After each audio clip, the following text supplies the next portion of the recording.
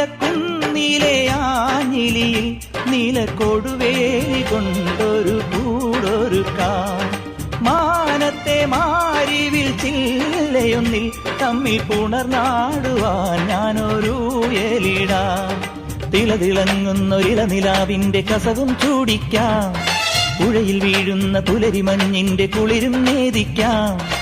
മനസ്സിലെ മരതകമണികളിൽ ഉണരും ഒരരിയ മധുരമണിയാ.